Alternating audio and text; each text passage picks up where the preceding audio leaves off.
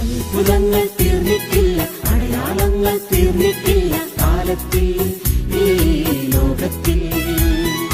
അന്നപ്പോൾ ഞാൻ Olavakkode railway colony saint Joseph ഇടവകയിൽ നിന്ന് വരുന്നു. എൻ്റെ അമ്മയ്ക്ക് 88 വയസ്സുണ്ട്, 2 കിഡ്നിയും കംപ്ലൈൻ്റാണ്. അങ്ങനെയൊക്കെ കിടന്നു, ഡോക്ടർമാരൊക്കെ കൈവിട്ടു. പിന്നെ ഈ ക്രീറ്റിനാ പറഞ്ഞ് 2 പോയിൻ്റേ ഉള്ളൂ.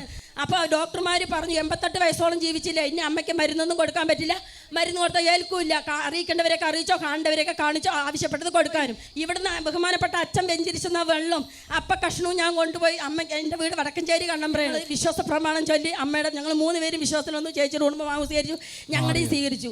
എന്നിട്ട് വന്ന് കൊടുത്തു. അത് കൊടുത്തതിന് ശേഷം അമ്മയുടെ പിന്നെ 2.6 കൂടുതലായി. ജോൺ ഡോക്ടർ പറഞ്ഞു ഏത് മരുന്നോ എന്താ ഉപയോഗിച്ച് രോഗസൗഖ്യം തന്ന എൻ്റെ പുറകെ അപ്പനെ കോടാത്ത കോടി നന്ദി, ഈശോയെ നന്ദി.